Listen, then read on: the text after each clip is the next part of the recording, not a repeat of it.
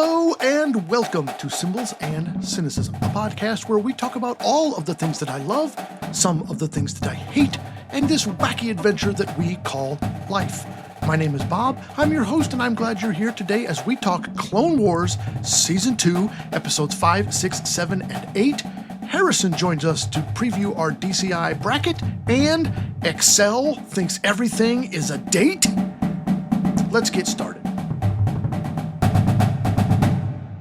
Welcome back to today's episode, Star Wars today, but before we get into all of that, please join us next week for what is sure to be a top-notch discussion with middle school band expert Rachel J. Maxwell. We told you earlier this season this was coming. We didn't quite have the dates worked out. Now it's worked out. We're doing it. She'll be with us on next week's episode. She is a veteran middle school band director at Trauber Junior High School in Oswego, Illinois. Her bands have performed multiple times at Illinois Music Educators Convention. She is presented at Midwest Clinic. She has numerous awards and recognitions for her band performance and teaching accolades. She has conducted multiple honor bands. She is a Phantom Regiment alum and has recently earned her doctorate. I can't wait for you to hear this interview, so please don't miss it next week. Speaking of band, I recently was doing some cleaning and I came across a gem of a book that I wanted to share with you because it has had a huge impact on my career. As we approach large group adjudicated events, I consistently, not just with large group events, I throughout the year consistently referred to this book. It's called Tuning for Wind Instruments by Shelley Jagow. That is Shelley, Shelley, and Jagow is Jagow. This is a tour de force of intonation knowledge. It's only 112 pages, so very thin book. That includes the glossary and the index. It is chock full of intonation tendencies, including charts for different instruments. It has tuning suggestions for what note works best for different instruments. It has chord tendency charts and a ton of science that I don't understand. It's 112 pages, but a lot of it is charts and graphs and diagrams, etc., etc. Highly recommended. It is available on Amazon. I just checked before hitting record. It's $30.99 in my opinion. It is well worth that. Anyway, if you struggle with intonation in band rehearsals and in performance, I truly believe this book can help you. Check it out. I still have my copy. It is weathered and notes and sticky notes in different places and just highly suggested for you. If you're a band director, need some intonation help, this may be a great resource for you. Some fan mail. First question, are you watching the Winter Olympics and what is your favorite sport? We don't talk a lot of sports on this podcast, but hey, why not? I love the Olympics. If we're going to talk about all of the things I love, then the Olympics have to be in there, I suppose. Summer, winter, I love them both. Not only are there really great sports that we don't always get to see, such inspiring stories, and just all of the things, right? The victories and the tough defeats. And what's my favorite? That's easy. It's curling. It's not even close. I love curling. I love mixed doubles. I love the four-person teams, men and women, all of the things. I could watch curling like all day. Just love it. Okay, on with the show. We've got a lot to do today. We've got Clone Wars Season 2, Episodes 5, 6, 7, and 8. I hope you've watched that. There's a lot to talk about. We'll reveal our DCI bracket with Harrison, just the preview of that bracket. And Excel thinks everything is a date. Let's get rolling. Star Wars.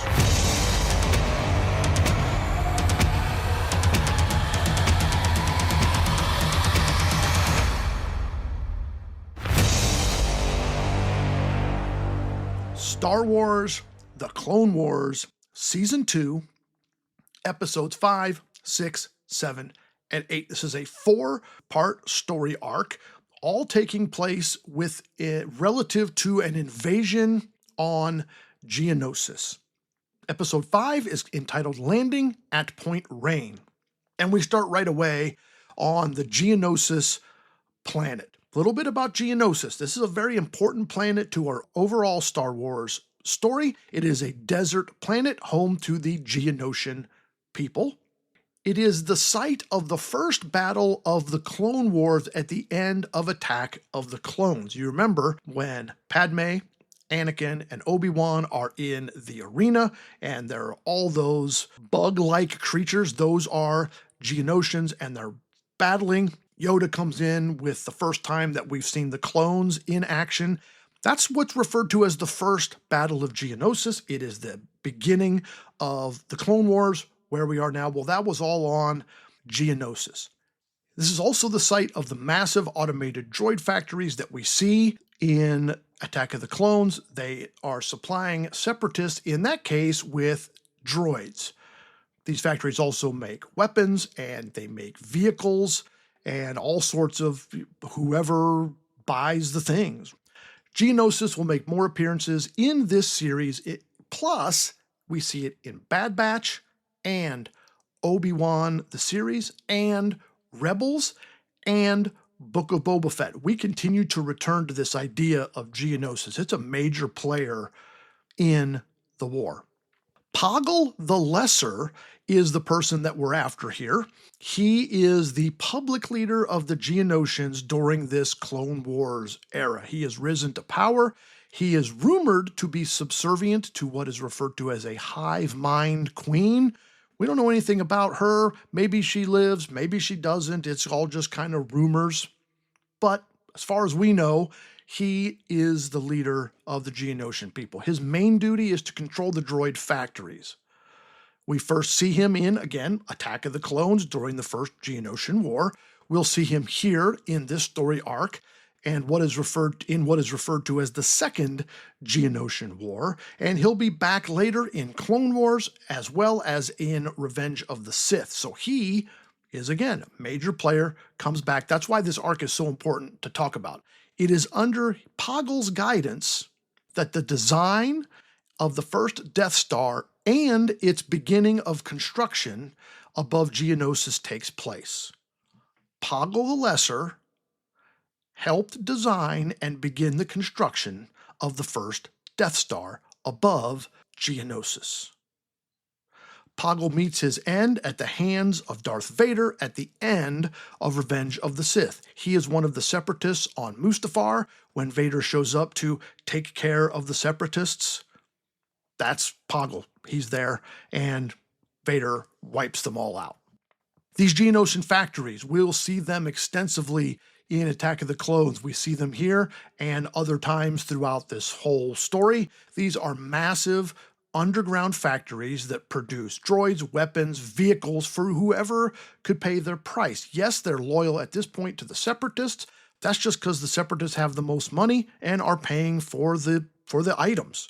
Later, these factories are repurposed to construct a Death Star above Geonosis before the Death Star is moved to complete its construction. Did you know the Death Star moved between the beginning and end of its construction? After the Death Star was moved, the Empire sterilized the planet as a security member so that nobody could speak of the Death Star. The Death Star was still a secret.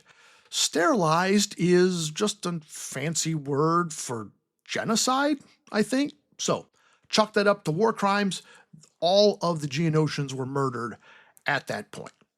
So anyway, we're on Geonosis to stop Poggle and destroy the droid factory that we know about. That is the main plot of what's about to happen here. We've got Obi-Wan, we've got Anakin, we've got Ahsoka back in her tube top, and Ki-Adi-Mundi also here, along with tons of clones, of course. We are creating a major invasion. Our intel says that there are droid factories. We know that the droids are a major part of the Separatist plot to take over, and so therefore, if we stop the droids from being built, we affect the droid army and the Separatist army.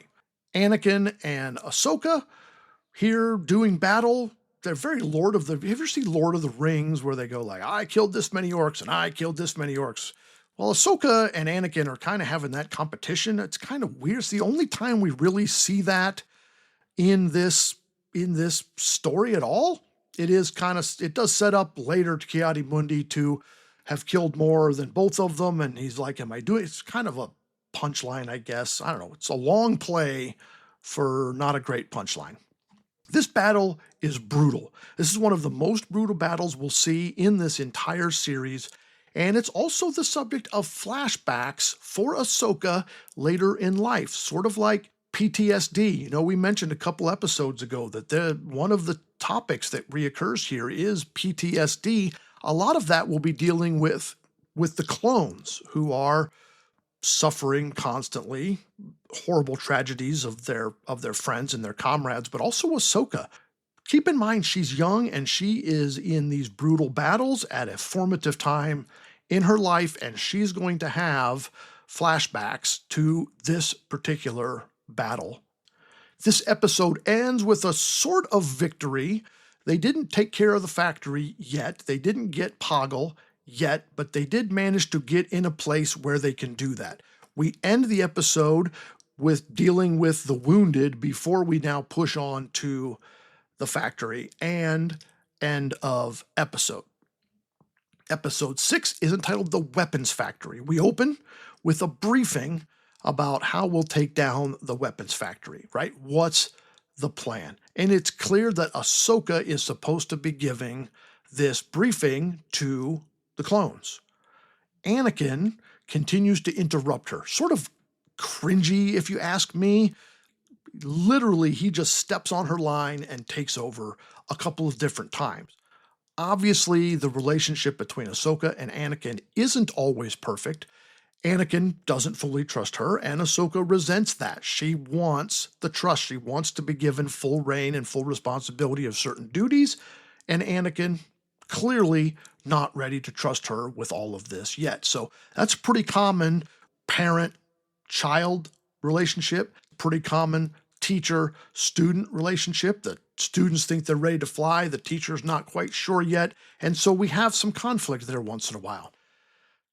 Enter Jedi Master Luminara Unduli and her Padawan Barriss Offee as the antithesis relationship to Anakin and Ahsoka. Luminara is a Jedi Master. She survives the Clone Wars. We'll see her again and again up until Order 66.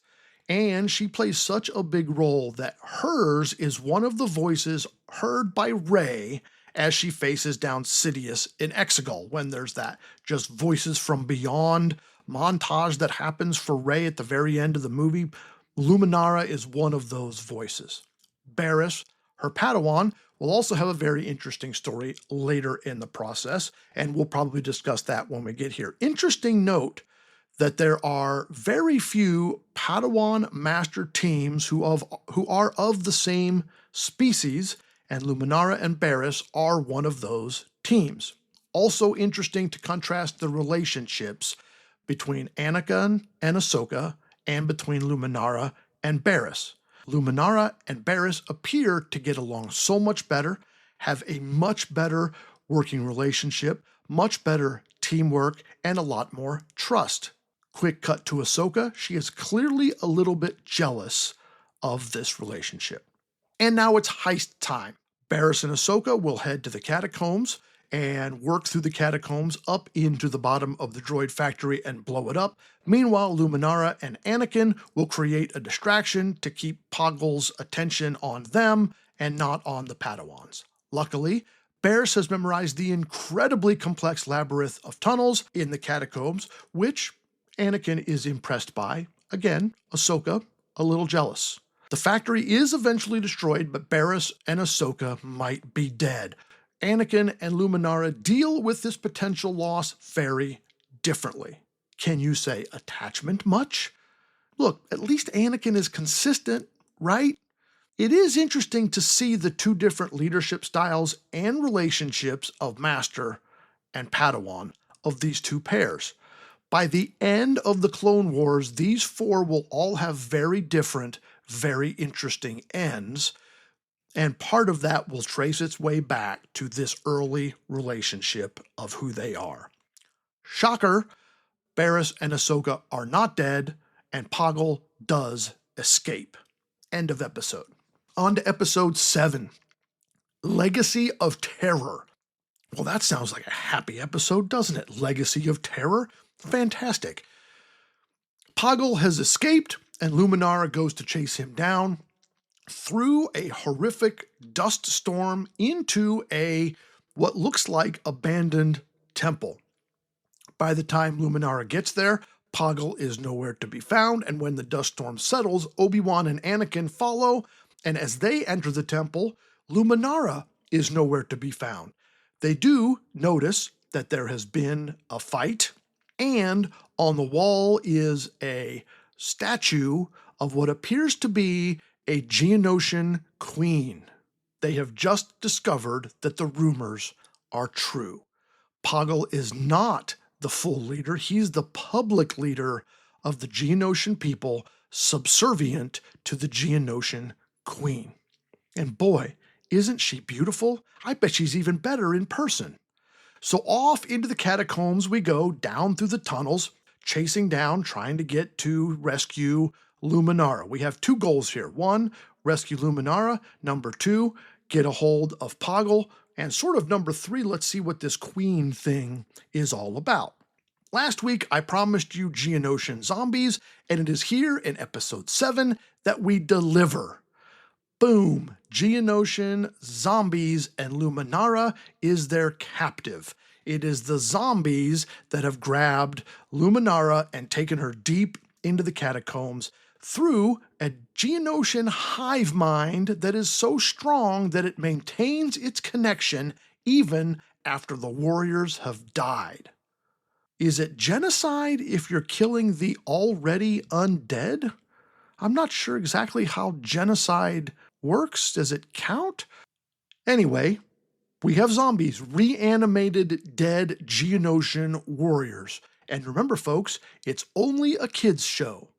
Eventually, we do make it down to the center of the hive and meet the queen on her throne, plus Poggle is here and Luminara is here. The gang is all back together. This entire thing is disgusting. The queen is disgusting. She is birthing larvae, which is disgusting. Her voice is disgusting. The larvae are hatching. There's little tiny worm things. This is, it's gross, okay? It's disgusting.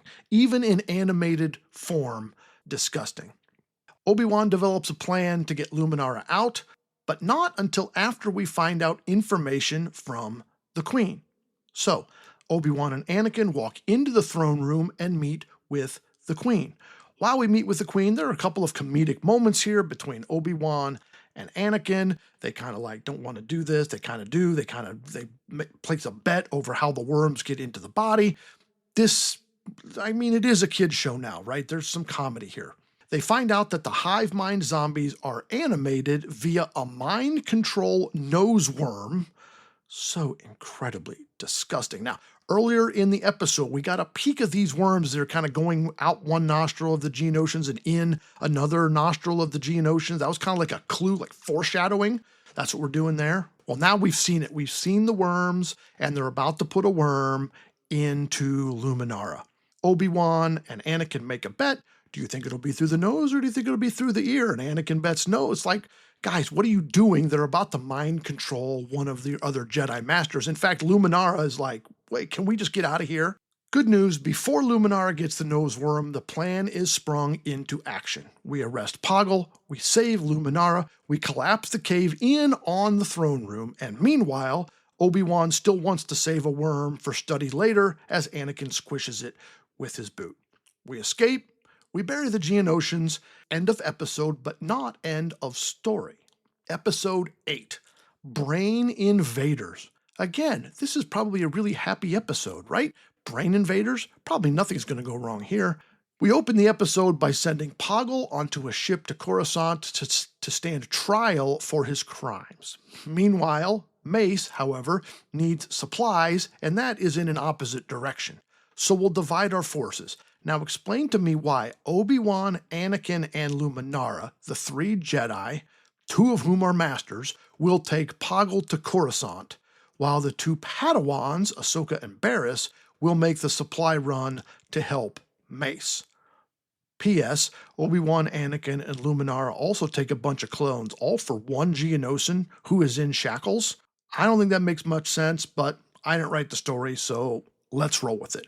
The reason is because The story takes place with the Padawans, and they need to not have a full Jedi there with them so that they can work things out on their own. Spoiler alert. So the Padawans, Ahsoka and Barriss, are going to make the supply run to help Mace, and they leave. But the clones who are resting need to be woken up, and oh gross, a worm has gotten into a clone and filled his backpack with eggs of other worms. And as they board the supply run ship, the clone, the eggs, and the controlled clone all go with the Padawans.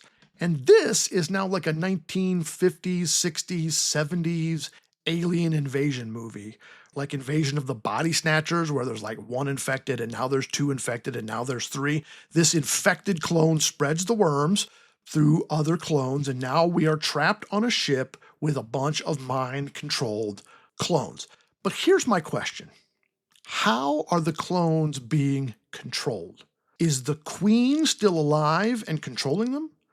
If so, is she so strong that she can control them from being buried on Geonosis, even though they are far, far away on a ship traveling through hyperspace? Are the worms sentient enough to know the plan and control the clones on their own? We don't have the answer. We don't know, we never find out. But eventually Barriss is also affected, and Ahsoka needs to save the day, which she does. And again, character growth of Ahsoka. She can start to take care of business on her own, even though Anakin doesn't want to let go yet.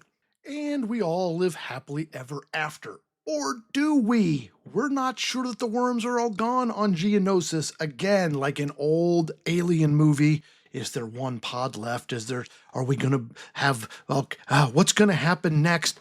To my recollection, we don't ever hear of the worms again, so maybe they are vanquished or maybe somebody takes care of them. One more little tidbit here at the end as Anakin and Ahsoka wrap up the arc. Anakin gives Ahsoka a little lecture about attachments. Interesting exchange here. Anakin, the king of attachments, is telling her that maybe attachments aren't always so bad because attachments is what helped Ahsoka save Barriss. Great story arc. Yeah, it's the zombies, but it's also the lore of Geonosis and the Queen and the battle. So many really great things here are going on in these episodes, and so many things that impact more stories throughout the Star Wars universe. In a couple of weeks, we're going to skip ahead to episodes 12, 13, and 14, so you can watch those three next. Again, a one-part arc on, wait for it, Mandalore. We get Satine Kryze, we get the Mandalorians, we get Death Watch, and wait for it, we get the Dark Saber. If you've only ever seen The Mandalorian, you need to be watching these episodes about the Dark Saber. I love Star Wars. I love Clone Wars. Go watch some Clone Wars.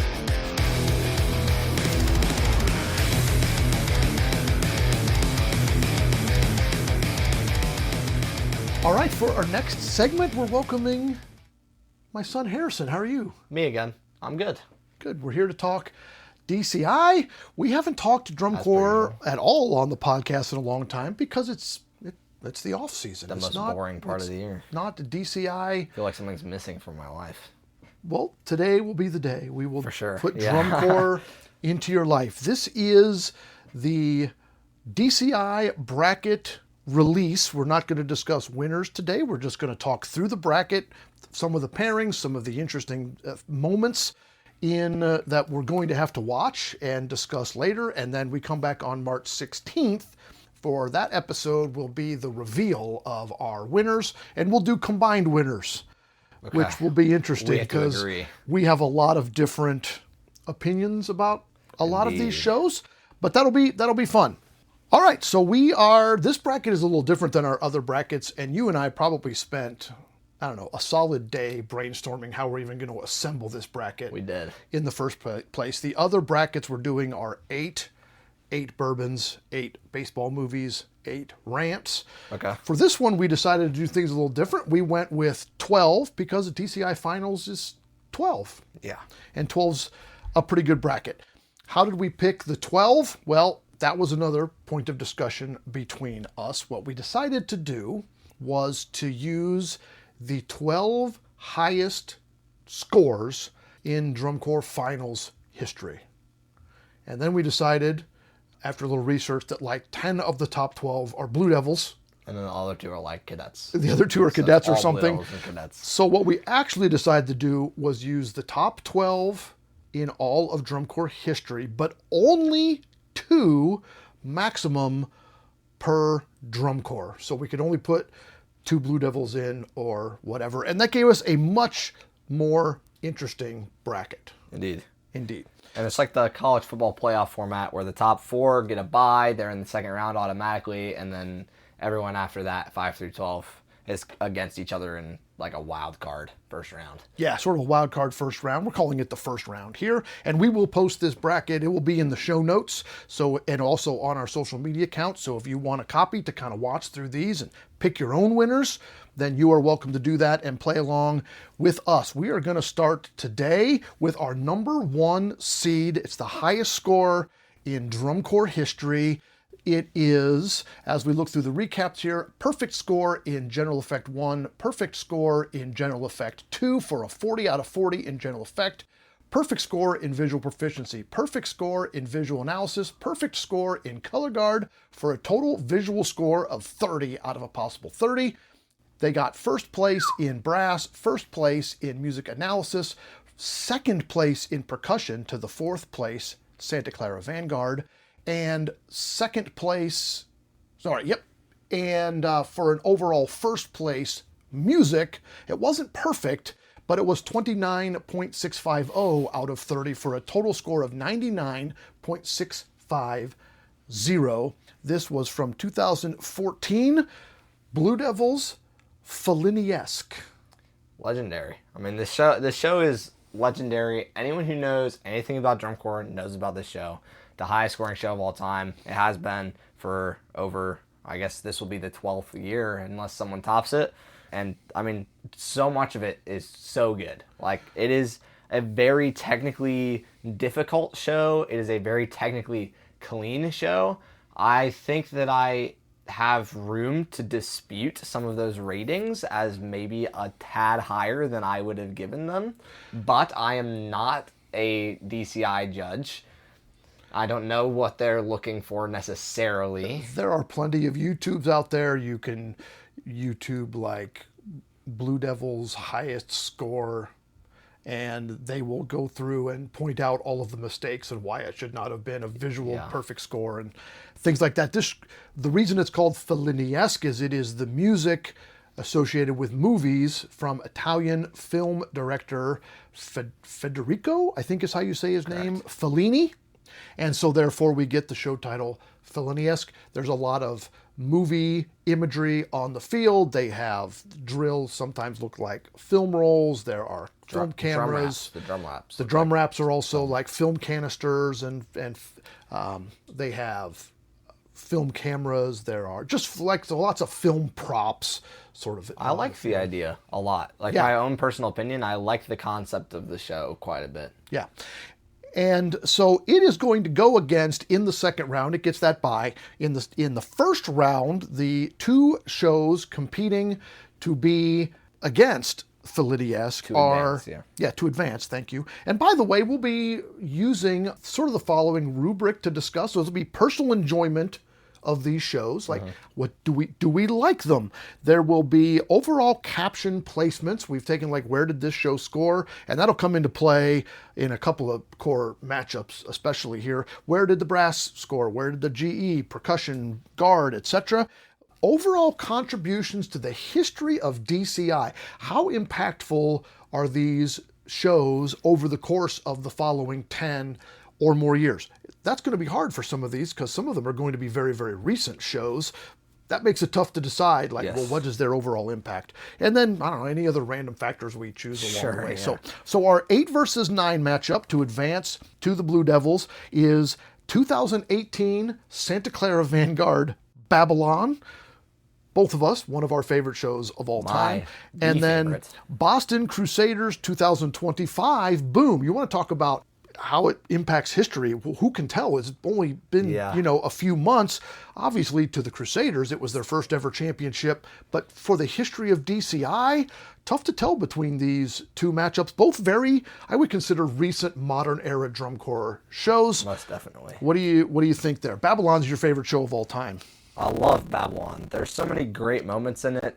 You have the opinion that parts of it drag. I'm gonna dramatically disagree with you. I think this show gets started with like the voices and like, there's a quiet pit opening and they're inside like the tower and there's all the cubes together in the center of the show, and then you hear these voices from the speakers start to play and they're all in different languages, and there's a guy on top of the prop that's just screaming, and then the cubes break out from each other and the tower's broken and everyone's separated, and the next like 3 minutes of it are just like big band brass chaos with glisses and chromatics. And that's the 3 minutes for me that sort of gets draggy. It's really impressive for a while. The show is Tower of Babylon, the biblical story of the Tower of Babylon. Yes. We're building a tower to God, and God destroys the tower and splits up all the people and gives them all different languages so they can't communicate and reach the heavens, sort of a thing.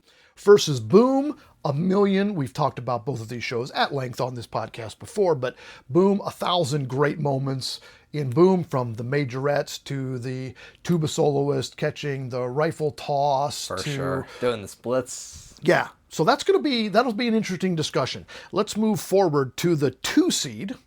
Down at the bottom of the bracket that gets the bye, it is the Cavaliers from 2002. This is a show called Frameworks. It is about the elements of music, and each segment is a different frame in that. Yep. And this was a central show in the Cavaliers' early 2000s run. They won the championship in 2000. They won in 2001. They won in 2003. They won in 2004. Not in 2005, but they did in 6. And then not. So they had a run here in the early 2000s that was like Blue Devils-esque. And the thing that was kind of headlining for them, at least now, from over 20 years later, when we look back at that, is the level at which their drill design and execution was. That's what they're known for, the Green Machine. Yes, they could play some brass and percussion instruments, and yes, their guard was amazing.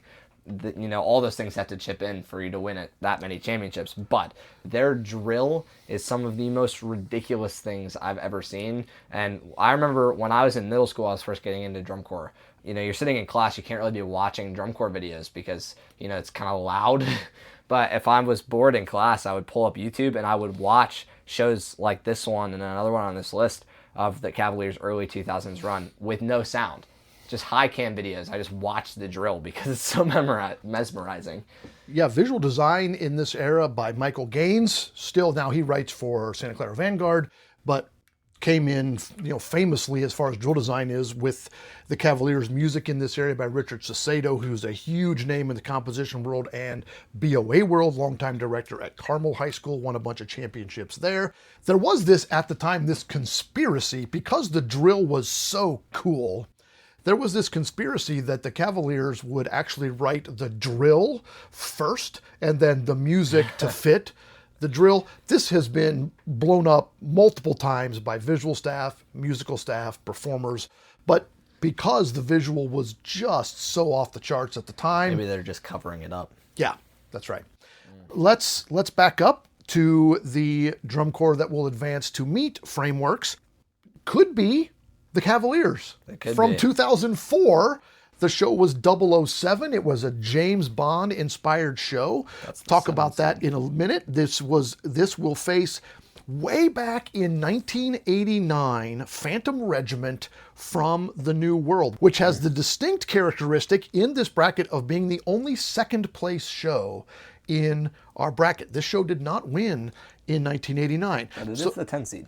But it is the 10 seed, which is interesting. So from the New World, all the music of Dvorak, New World Symphony. The 007 show is interesting because in the early 2000s, when the Cavaliers had this run, there was a lot of really unknown music or original music, and one of the things that was like, oh, sure, you can win. Nobody knows what music you're playing. It's easy to win when nobody knows the music. And so they came out in 2004, did all music, basically pop music. Pretty much, movie music. Movie music, and some of it is pop music. There's some Latin jazz in there. There's some rock. There's the James Bond thing. It's all music. It's groovy.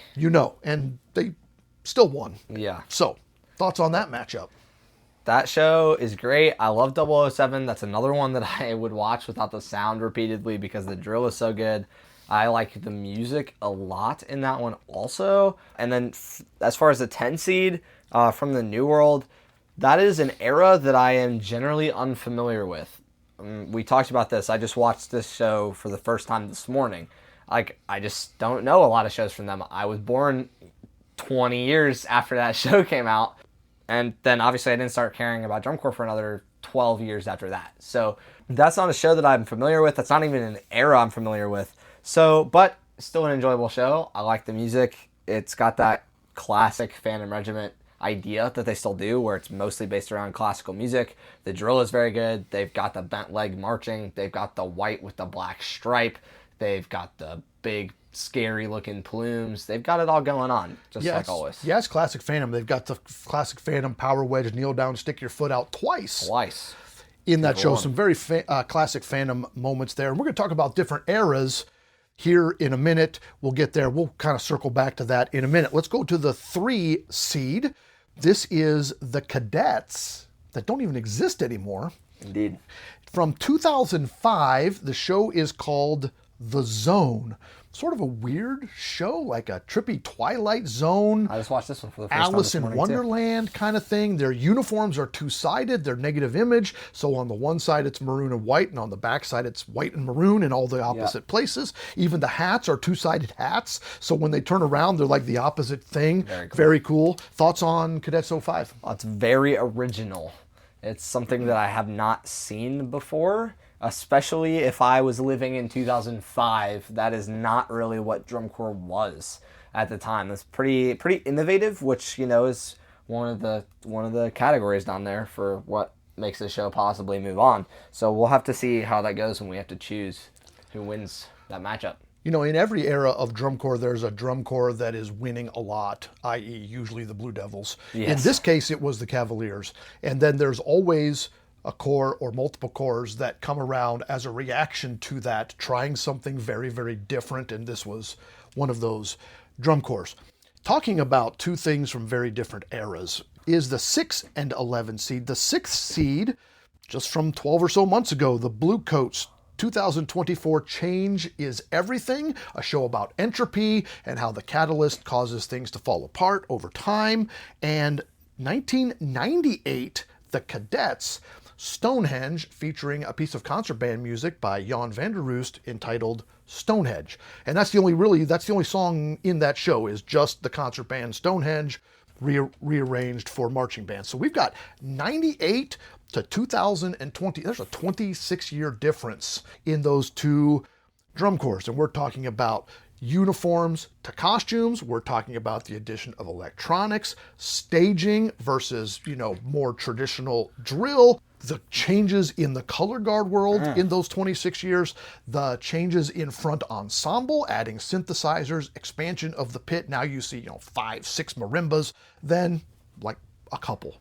Yes. Thoughts on that 6 and 11 matchup? Well, and the thing too is it's not just any 2024 show, and it's not just any 1998 show. It is one of the most classic styles of drum corps in the 1998 show, and it is one of the most progressive shows in the 2024 sense. Changes Everything has that mic'd guard feature where the flags are the only noise that is happening and they're being pumped through the speakers. They have trombones being pumped through a synthesizer and then amplified to the audience.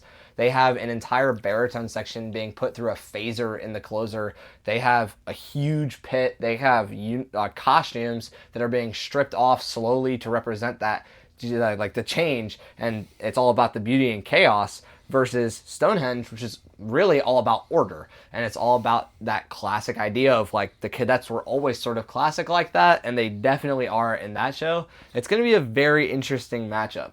I do also want to say, like, if you're someone listening to this for the other things that are talked about on this podcast, you're not that familiar with drum corps, Changes Everything is a great show to go watch right now and go, this is going to show me something about what the activity is, because that show is going to entertain anyone, even if you're not really in the music world. Yeah, it's colorful, it's fun, the music is it's probably not stuff you know unless you're into, progressive, current electronic and pop music, but it's fun music, it's very accessible music. The other thing you didn't mention about that is Changes Everything has props, a lot of them, all over the field. Very many. And huge tarps sort of framing the field. Stonehenge, zero Nothing. propage at all. All right, we got one more matchup to do here. We got to start with the 4 seed, who, again, the last corps that gets the bye is the Blue Devils 2023, the Cutouts. And recently, that's one of my favorite Blue Devils shows. I agree. Probably since Metamorph. And it will pair against 2 very, very, very different eras of shows. From the 5 seed, Santa Clara Vanguard, 1989. This is the show that beat From the New World that we talked about earlier. This is Phantom of the Opera, the second in a row Phantom of the Opera show from the Santa Clara Vanguard. They did it back to back. That was relatively not uncommon in the 70s and the 80s to kind of redo music from year to year. And that will face the 12 seed, Carolina Crown, 2013, E equals MC squared, a show which I saw live at finals. I'll never stop being jealous about it. I was being 5 at home instead of watching drum corps like I should have been. Yeah, what's your problem? Should have been studying up. So what's your thoughts here between these 2 very, very, very different shows? So I'll talk about the Cutouts first, because we didn't really give it its props, but that's a really, really ridiculously clean show. It obviously deserves the 4 seed on this list, certainly by execution standards. It's very clean. It's all about artwork of a specific artist that I can't remember the name of at the moment. It's very cool. It's very Blue Devils-y. The ballad is my favorite part of that show. It's very beautiful. I love it. And then obviously the 2 shows that it is facing that you might recognize from when we did our top 5s in drum corps history. Both of these shows are in my top 5. Both Santa Clara 1989 Phantom of the Opera and Carolina Crown 2013 E equals MC squared, I think, were 2 and 5 on my top 5 list, which is that's only one of the standards at the bottom of our bracket here of what we choose, but they are both very high in my personal enjoyment and yours. Like you said, from very different eras. I think that's the closest matchup in our first round.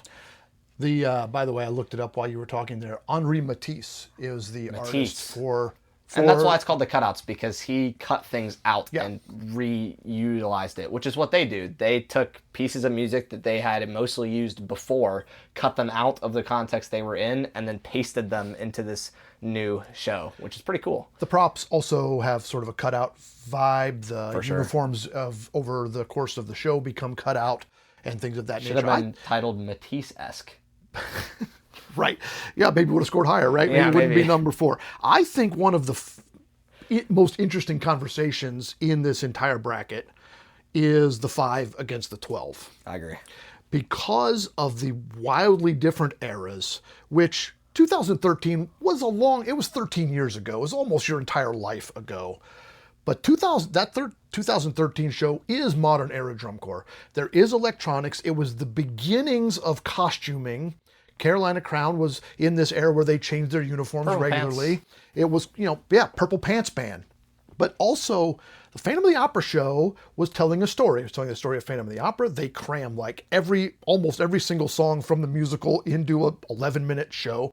There is the magic at the end. They make the Phantom disappear as they play Music of the Night and sort of descend. The whole drum corps disappears behind props, under tarps, etc., etc. So there is this very, very cinematic Broadway element to that show.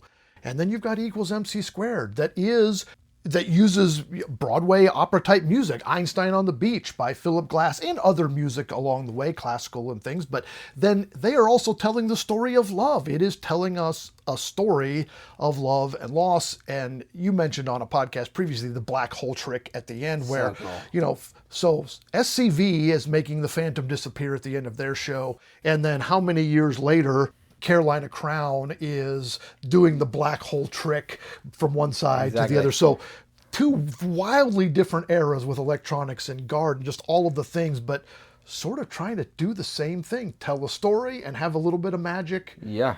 At the very end. And both of those shows are also, like I said, with Changes Everything. Those are both shows that could get you into this activity if you're not familiar with it. Those are both classics that are easily accessible for any audience. I think if you go way back in history, to me, 1989 was the year I entered high school. You were talking about being like, negative 17 or negative 19 or whatever he was, 20 years. Like I would think at the time, my favorite dinosaur. Yeah. I remember watching Phantom of the Opera, not live, but back then you couldn't YouTube, of course. Back then, how we watched drum corps, if it was not live, was on VHS tape, and you had to wait till after finals, till PBS, Public Broadcast System, would usually do either a top 6 broadcast of the full shows, or they would do top 12 and give you partial shows. So they would like cut out the ballad or the production number and kind of give you opener or closer, kind of highlights of the show. And then, hopefully somebody or one of your friends or you would like know it's coming and pop in your VHS tape and hit record and, and hopefully get the whole show. And I remember at a friend's house, we were watching this. I remember watching the Phantom of the Opera show and other shows from that era, but I distinctly remember that Phantom of the Opera show. It's one of my very first remembrances of drum corps back in the day. Classic. So yeah, again, you just mentioned it a moment ago. It's not just which one we like best. Because if it's which one we like best, I would say on this list, Babylon is going to just run away with the whole thing. I obviously agree. It's my favorite ever. So and some others here that we really love. Also, maybe E = MC squared would probably be in the final 4. Yes, it would be very close to that. Changes Everything and probably 007. I would just, by quick look, that would probably be if it was just by our favorites, yes. Our final 4. But it's not. We're going to discuss history, its impact on history, caption placements. For instance, one example is that E = MC squared show, 6th place drums. As per usual. Typical MO. That is their weak link for sure. Typically it is. But I like their writing. But you can win a championship without Clearly. Well, when your brass gets the only perfect score to ever happen in brass, that helps. Yeah, it does. All right, I'm looking forward to this. Let's go watch these shows sort of in combination and have our discussions, i.e. and or arguments. I'm always down to watch drum corps. And we'll be back next month. Check out the episode that will drop on March 16th for our results. Harrison, thanks for joining us. Absolutely. That's it. No. Breathe. Find your happy place.